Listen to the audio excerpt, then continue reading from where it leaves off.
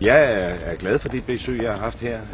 Det besejler en særlig relation, Danmark har, og som vi har opbygget siden 2008. Og man skal selvfølgelig ikke være naiv. Altså, når vi har den relation her, så er det selvfølgelig fordi, at også kineserne kan se en interesse i det. Og det er jo ikke en ambition om at kopiere den skandinaviske velfærdsstatsmodel. Det tror jeg ikke. Men det er en klar læsning af, at vi i et land som Danmark har løst nogle af de problemer, kineserne står med. Det gælder på energiområdet, det gælder på klimaområdet, altså at have et bæredygtig vækst. Det gælder jo også det forhold, at vi i Danmark har skabt et samfund, som er kendetegnet ved, at der ikke er for stor forskel på høj og lav i økonomisk forstand.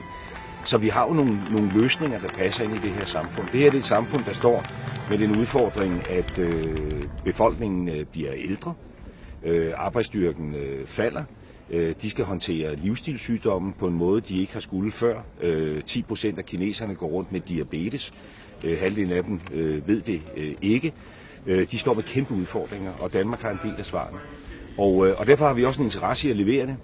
Det har vi helt kommercielt, for at sige det som det er. Altså, der er danske slagteriarbejdere, der står op hver morgen, fordi at eksporten til Kina sikrer, at de har et arbejde. 30-40.000 danske arbejdspladser. Så det har vi en interesse i. Men jeg synes også, at vi har en politisk interesse, fordi Kina er en storspiller. Det var ikke længe før det bliver verdens største økonomi. Det er også et mere selvbevidst Kina, som gerne vil indtage den internationale scene. Og derfor så skal vi spille sammen med dem. Det har vi en interesse i, også på menneskehedens vej.